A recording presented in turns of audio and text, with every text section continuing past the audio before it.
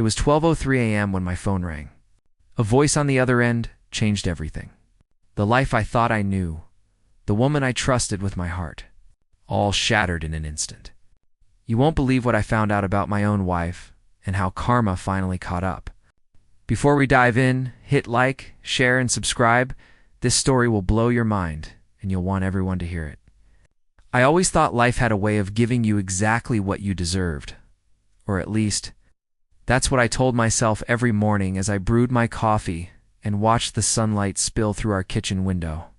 The aroma of the beans, the quiet hum of the city waking up, it all felt perfect. And for a while, I believed it was. I had Leora. I had the home we built together, laughter that bounced off the walls during lazy weekends, the way she'd press her hand into mine when I didn't even realize I needed it. Life, I thought, had me figured out. But even in perfection, there's always a shadow. A tiny flicker that you ignore until it grows into something that blinds you. For months now, I'd noticed small things, tiny sparks of something off. Leora would smile at her phone in ways that made me pause mid-step. A laugh that seemed a little too secret, a gaze that lingered longer than it should. I caught her whispering to herself, covering the screen with her hand when I entered the room. And every time I questioned it, I convinced myself it was paranoia. You're imagining things, Kaylin, I'd tell myself. But my gut, it started whispering a truth I wasn't ready to hear. Our mornings were the easiest. She'd hum while pouring milk into her cereal. I'd drink my coffee and watch her content. I remember one particular morning, sunlight filtering through her hair, her eyes catching the golden light, and I thought, this is it. This is happiness. We talked about little things, Renzo's new cafe down the street, Malika's plans for the weekend. Nothing heavy, nothing dramatic, just life, normal and steady, and I let myself sink into it. Because if I peeked too hard at the cracks, I was afraid what I'd find. Evenings were quieter, but warmer. We'd sit on the balcony, Leora, tracing shapes in the condensation on the glass, and I'd watch the city lights twinkle below. I'd tell her about my day, my hopes, my worries, and she'd listen, really listen, the way she always did. Sometimes I'd feel a pang of gratitude so sharp it nearly hurt. I'm lucky, I'd think. I'm actually lucky. But, as is always the way, the universe has a habit of tipping the balance when you least expect it. That lingering unease, the subtle hints of something wrong, began to weigh heavier in the quiet moments. A missed call here, a text that seemed innocent but didn't feel innocent to me. I started noticing patterns I couldn't unsee, little threads that, when pulled, would unravel the tapestry I'd been admiring so blindly. And yet I kept smiling. I kept laughing. I kept living as though none of it mattered, because confronting the truth felt like staring into a storm I wasn't ready for. I think that's what betrayal doesn't announce itself with a roar. It creeps in with soft footsteps, a whisper, a flicker, until suddenly you're in the eye of the hurricane, and everything you trusted is gone. I remember that night vividly. I sat on the couch, Leora across from me, the flickering light of the lamp painting shadows on her face. I wanted to reach out, to ask the questions I was too afraid to voice, but I didn't.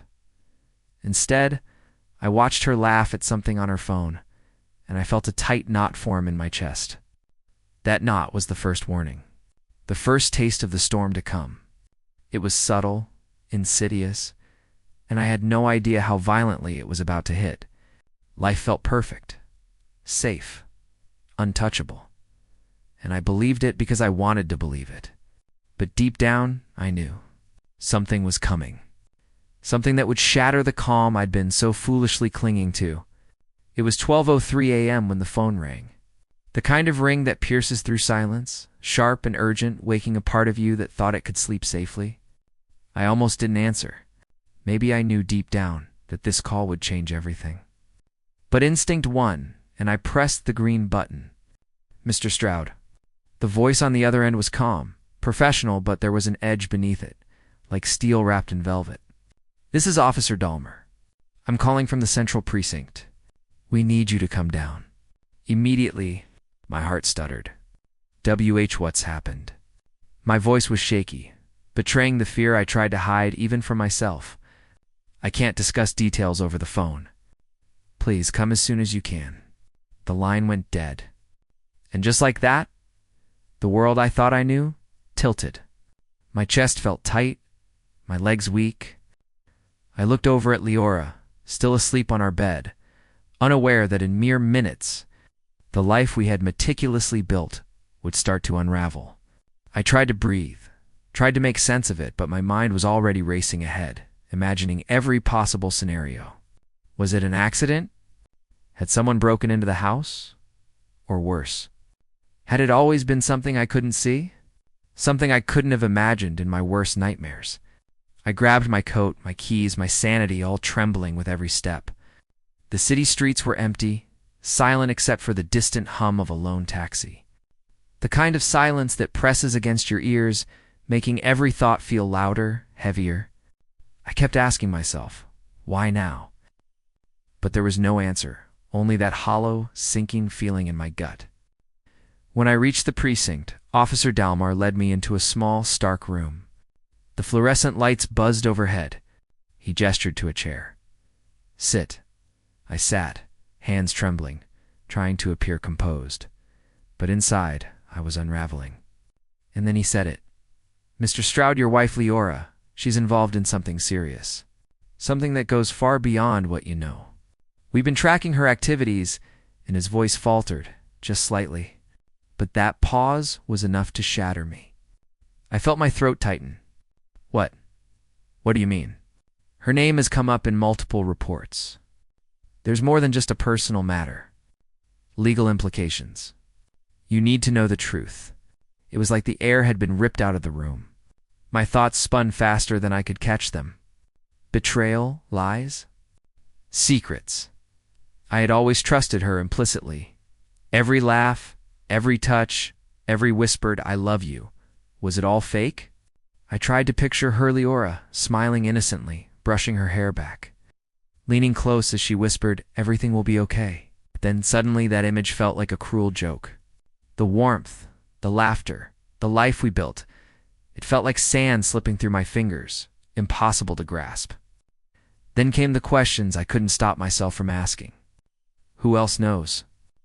Has anyone else been involved? The officer hesitated. That hesitation told me everything. I left the precinct in a daze, the cold night hitting my face, but I hardly felt it. All I could see was the trail of deception I hadn't known existed. A life that had been meticulously hidden from me. A trust that had been shattered beyond repair. I remember gripping the steering wheel so hard my knuckles turned white. Every heartbeat felt deafening. I thought of home, of Leora, of the quiet moments I had cherished. And now, that quiet felt like a lie. The world I had believed in was gone. And in its place, only questions, anger, fear, and the faint growing whisper of revenge waiting to ignite. Because I knew one thing, deep down, even in the haze of shock and disbelief, karma has a way of finding its target.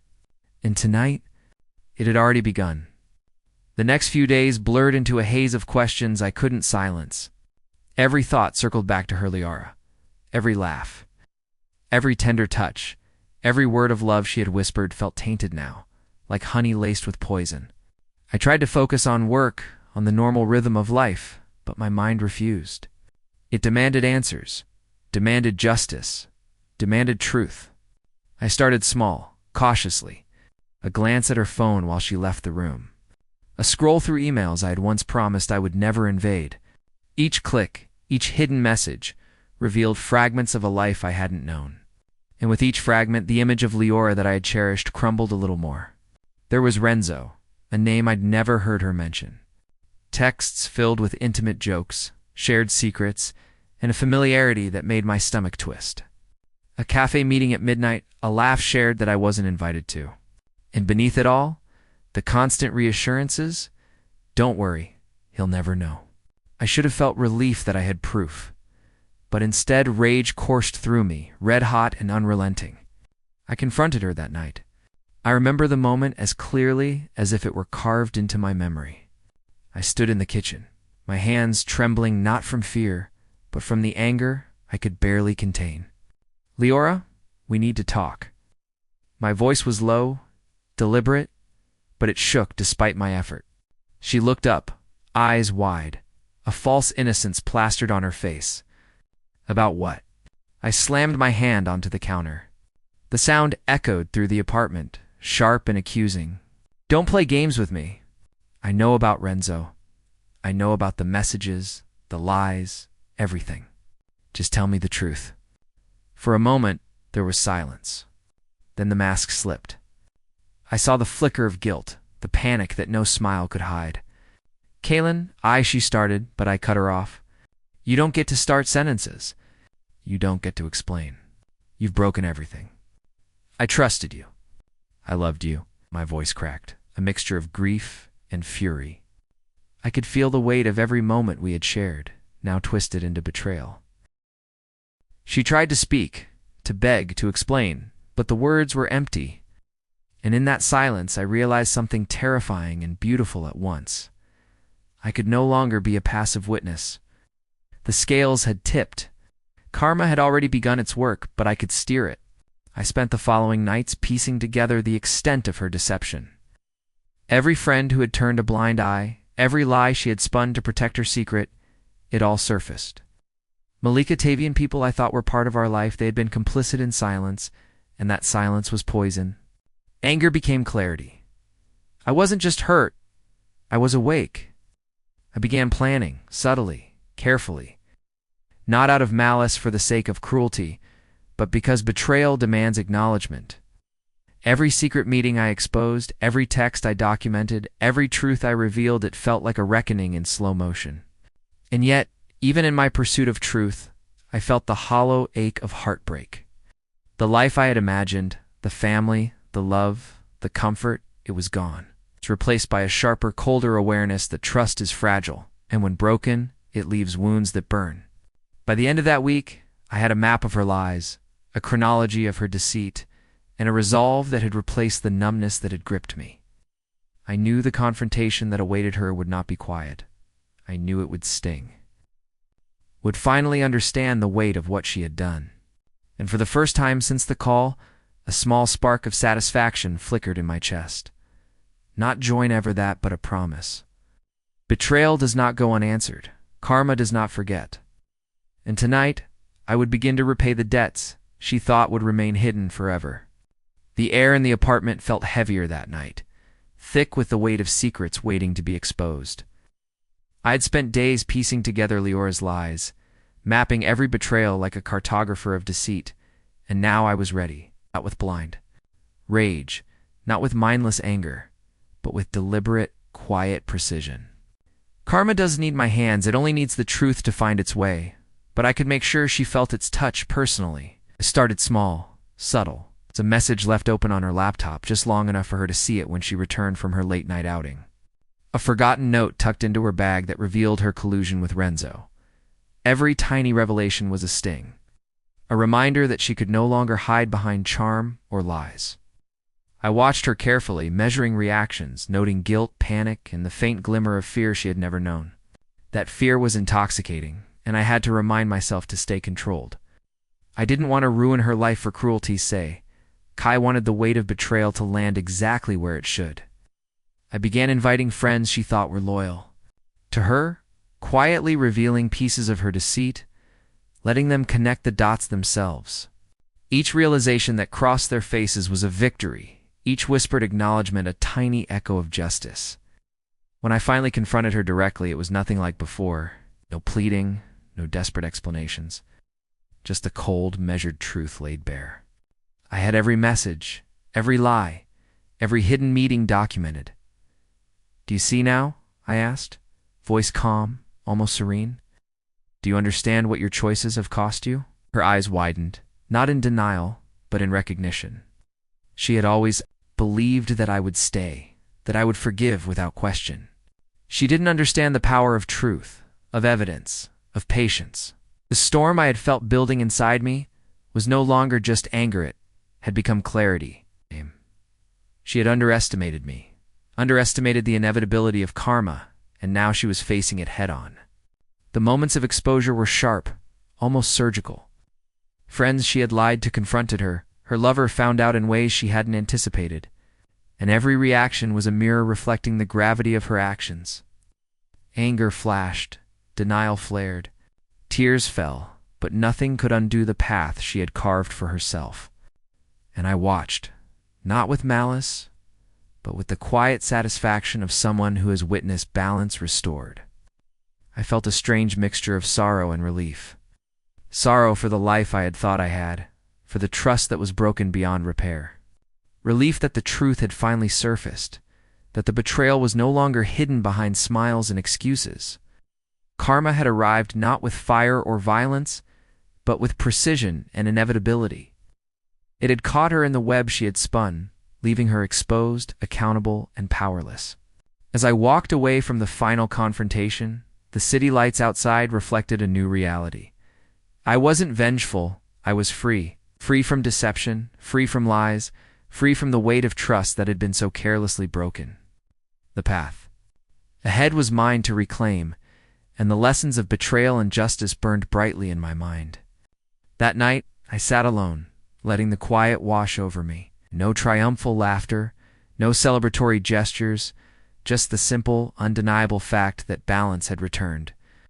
Karma had done its work, and I had survived, stronger, wiser, and painfully aware of the fragility of trust. And in that awareness, I found something more powerful than anger or revenge. I found clarity. I found closure. I found the beginning of a life where truth, integrity, and justice weren't just words. They were realities I could hold on to, even when the world tried to deceive me again. The morning after everything unfolded, I woke to a silence I hadn't known in years. The apartment, once filled with laughter and whispered secrets, now felt empty, but in a way that was almost peaceful. No more lies, no more deception, no more pretending. The weight that had pressed down on my chest for months was finally lifting, leaving a clarity I hadn't realized I needed. I poured myself a cup of coffee, the steam rising in lazy curls, and let my mind wander over the events of the past week. Every betrayal, every hidden message, every whispered light, all led to this moment. Karma had done its work, but there was one final truth I hadn't fully acknowledged until now. It wasn't just about exposing her. It was about reclaiming myself, my dignity, and my life. Leora had left that morning, the apartment stripped of her presence, her belongings packed in hurried boxes. I didn't feel the triumph I expected. There was no gloating, no vindictive glee. Instead, I felt a quiet satisfaction, a deep knowing that balance had finally been restored. The universe had a way of correcting itself, of teaching lessons in ways no human force ever could. And sometimes, you just have to watch it unfold and accept it. I thought about the people who had been part of her web friends who had lied, colleagues who had looked the other way. Most had vanished quietly, leaving her to face the consequences alone. Some had reached out, apologies spilling out too late, too shallow to matter. And yet it didn't matter. Karma had delivered the lesson. She had felt the sting, and I had witnessed it. And that was enough. As I walked through the apartment, I noticed the small things she had left behind. A scarf folded neatly on the chair, a mug in the sink. I could have tossed them, burned them, destroyed them, but I didn't. I let them sit. They were remnants of a life that once was, and now they were simply evidence of what had passed. The past was no longer mine to fight. The present and the future were. That evening, as the sun dipped below the horizon, painting the sky in streaks of gold and pink, I stepped onto the balcony. I breathed in deeply, letting the cool air fill my lungs. The city stretched out below me, vast and unknowable, yet somehow comforting. It struck me then, sharply, how fragile trust is, and how powerful truth can be when wielded carefully. I had learned that lesson the hard way, but I had learned it well. And then the twist, the final, undeniable reminder of karma's precision. A message arrived on my phone, unexpected, from someone I had never met, Renzo. The words were simple, but their meaning was devastating for Leora. He had turned away from her when the truth came to light, exposing her duplicity to the world in ways I hadn't even orchestrated. She had lost everything, and not by my hand alone. Karma had been patient, and it had arrived in full. I smiled faintly, a mixture of relief and quiet triumph. Not joy at her pain, but satisfaction that true justice had finally arrived. I felt lighter, freer, as if a storm that had raged inside me for months had finally passed. The life I had imagined with her was gone, yes, but a new life.